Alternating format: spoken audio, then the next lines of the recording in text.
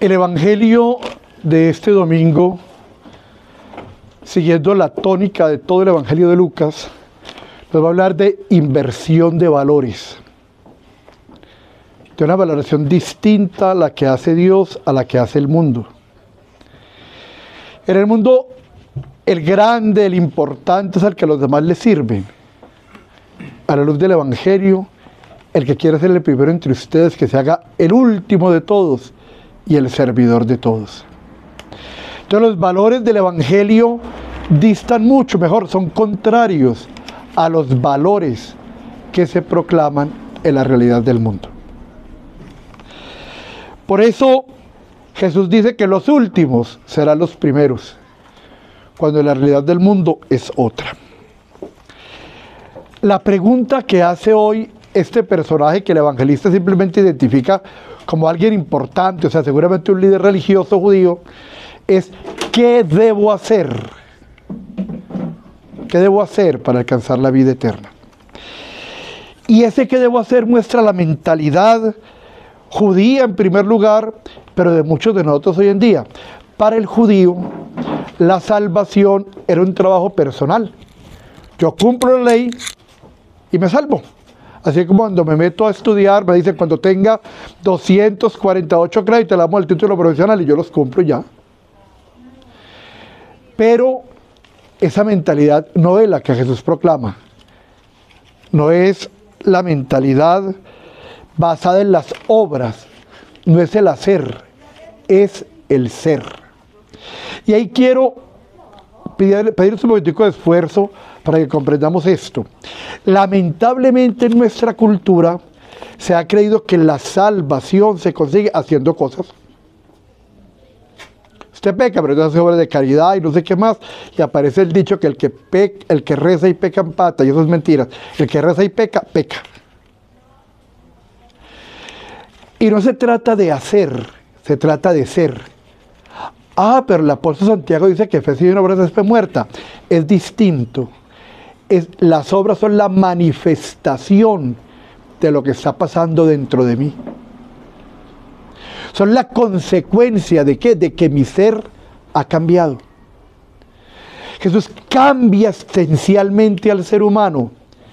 Esa es la opción o la realidad salvífica que Jesús propone. Un cambio ontológico. Entonces la salvación no es hacer cositas. Nosotros no tenemos nada que podamos hacer para aumentar la grandeza de Dios, para agradarlo. Nada. Lo que tenemos que hacer es cambiar y mejorar nosotros mismos para que sea real lo que dice el libro del Génesis cuando habla de la creación. A imagen de Dios los creó, a imagen y semejanza. La imagen la tenemos. La semejanza, esa transformación que hacemos día a día para ser más personas y mejor persona. Por eso decimos que la salvación es un fenómeno ontológico, transforma el ser. No es cumpliendo tareas como nos salvamos, es cambiando lo que nosotros somos. El joven del Evangelio, el muchacho del Evangelio, le dice: maestro bueno. Y Jesús le reclama y le dice: ¿por qué me llamas bueno? Uno solo es bueno, el Padre Celestial. Eso no quiere decir que nosotros no podamos hacer cosas buenas, claro que sí. Pero la fuente de toda bondad y de toda obra buena es el Señor, es Dios. Lo repetimos al final de la liturgia, una frase que trae uno de los versículos de la carta del apóstol Santiago, en el capítulo 1. Dice: toda obra buena y todo don perfecto provienen de lo alto. Y San Gregorio Palamas nos va a decir: todo lo que no viene de Dios es pecado. Por eso Dios es necesario e indispensable. No es algo más. Yo puedo ser muy bueno si sigo a Dios, o si sigo a fulano o a otra cosa, o si no sigo a nadie. Esa no es la realidad. Eso no puede ser nuestro pensamiento, porque la bondad viene de Dios. En la medida en que yo me transformo y me acerco a Dios, seré un ser más bondadoso. Toda obra buena, todo don perfecto provienen de lo alto. Por eso entonces, Dios, que es la fuente del bien, es el que me cuenta que cuando me transformo, yo empiezo a obrar bien. Pero como consecuencia de, yo no vengo con unas flores y me paro frente a una ventana, eso puede ser ahora años, porque sí, es porque ya estoy enamorado. Es la manifestación. Yo no tengo fiebre porque la semana entrante voy a tener una infección. La fiebre me da porque ya tengo la infección. La obra buena es la consecuencia de la acción del Espíritu Santo en mí. Lo demás es simple filantropía, que para nada nos aproxima a Dios. Por lo tanto, cuando Dios está en mí, yo puedo hacer todo lo que decía el Evangelio, todo lo relacionado con el hermano: no robar, no matar, no levantar falsos testimonios, todas esas cosas que me llevan a amar al hermano, porque el amor al hermano se manifiesta en esas obras. Pero es el amor de Dios que viene a mí el que me hace amoroso con el hermano. Es Dios amor que viene a mí el que me transforma y me vuelve un ser amoroso, capaz de misericordia, capaz de perdonar, capaz de servir. Es la acción de Dios en mí. Por eso, quien tiene a Dios es capaz de renunciar a todo.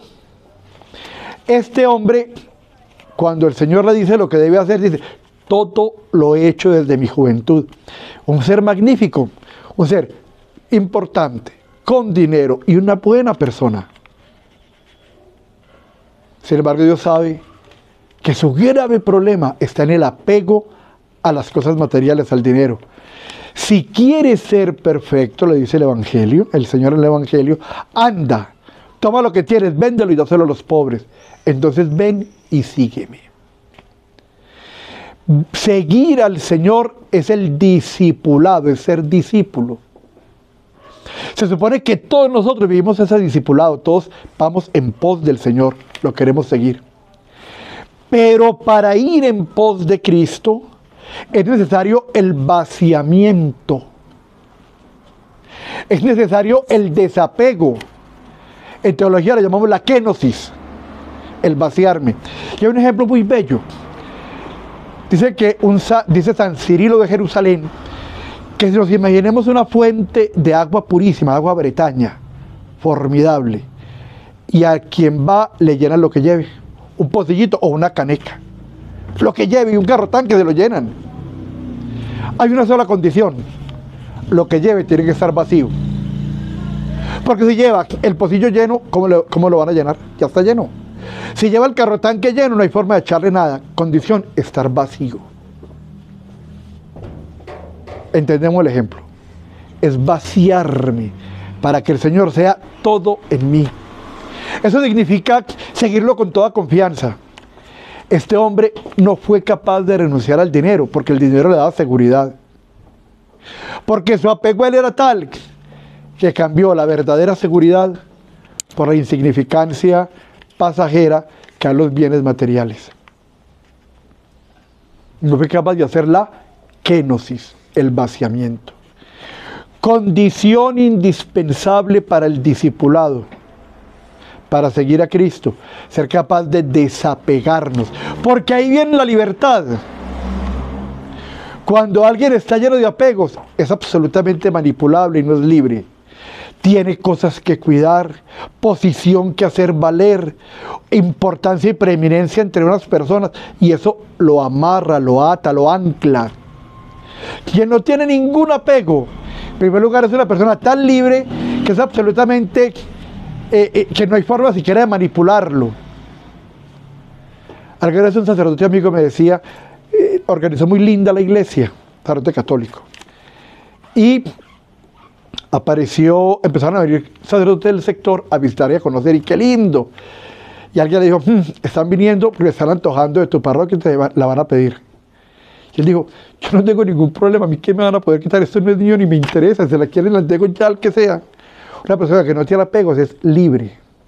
Este hombre tan no era libre que soñaba con cosas muy grandes, con la salvación, pero renunció a la salvación eterna por garantizar unos pocos pesos con los cuales nada iba a solucionar el día de su muerte. Porque a nadie se ha llevado lo que tiene. Nadie. Entonces, la confianza en el Señor me lleva a esa kenosis, a ese vaciamiento. Y entonces empiezo a entender lo que el Señor continúa diciendo en la hipérbole que utiliza. Es más fácil que un camello pase por el ojo de una aguja a que un rico entre en el reino de los cielos. Entonces empieza, que dicen que era que el camello le decían a una cuerda gruesa, pero que ojo de aguja era una de las entradas a las murallas de Jerusalén. Ese no es el sentido, no es esas minucias. Es muy simple.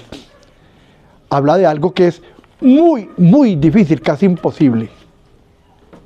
Pero su respuesta cuando la gente dice, uy, entonces ¿quién se salva? Es lo que es imposible para el hombre, es posible para Dios. ¿Qué es imposible para el hombre? La salvación. Ninguno de nosotros es capaz de salvarse. La salvación es un don que viene de Dios. Que para dárnoslo, primero dio su vida en la cruz. Se tuvo que encarnar primero, que es la fiesta que nos preparamos a celebrar. El nacimiento, encarnarse y nacer. Asumir nuestra condición. Enseñarnos y luego dar la vida para podernos dar la salvación. Lo que es imposible para el hombre es posible para Dios, y Dios nos lo da como una ofrenda, como un don. La salvación es un don, un regalo que Dios da, no por mérito nuestro. Ninguno de nosotros puede esgrimir méritos ante Dios. ¿Quién puede decir, Señor, por lo santo que soy? ¿Cuál? Por lo sabio que soy, tampoco. Por lo bondadoso, nada. Siempre la salvación es un don gratuito y amoroso de Dios, que yo lo recibo exactamente como en el ejemplo de San Cirilo, cuando tengo vaciamiento. Me llenan lo que lleve, pero tiene que estar vacío. Muchas veces Dios no llega a nuestras vidas, porque estamos tan llenos de cosas, tan llenos de intereses por lo transitorio, por lo efímero, que hemos perdido la comprensión de lo real. Nuestra alma está hecha para anhelar a Dios, al Creador, y lamentablemente nos desorientamos y empezamos a anhelar la criatura, lo creado, el dinero, las personas, el poder, la fama. Entonces, ese don magnífico, ese regalo, apaguémosle ese regalo fabuloso, fabuloso de la salvación, requiere vaciamiento. Podemos hoy entonces entender que la salvación no es una lista de tareas, no es un check-in, dar limosna, sí, ayudar al que está huérfano, no es un check-in, no es una lista de tareas, es un abrirme para que la acción de Dios llegue a mí. ¿Y cuál sería la parte práctica? Padre, ¿qué es práctico? Práctico es una cosa, que cada uno se revise y piense dónde están sus apegos y sus amores. Porque dice el Señor en el Sermón de la Montaña, donde está tu tesoro, allí está tu corazón. ¿Dónde está su corazón? A usted que lo hace sentir bien cuando tiene plata en el bolsillo. Cuando no la tiene, se siente deprimido y que la vida no tiene sentido. Ahí está su tesoro. A usted le hace sentir muy bien que usted es amigo del concejal y de dos políticos. Ahí está su tesoro. Usted le hace sentir bien el goce desordenado en la comida, en el licor, en el sexo, en el juego, en el celular, en todo tipo de cosas. Ahí está su tesoro. Escoger a Dios como el tesoro. Que Él sea lo primero en mí. Es el proceso de transformación interior de que hablamos al comienzo.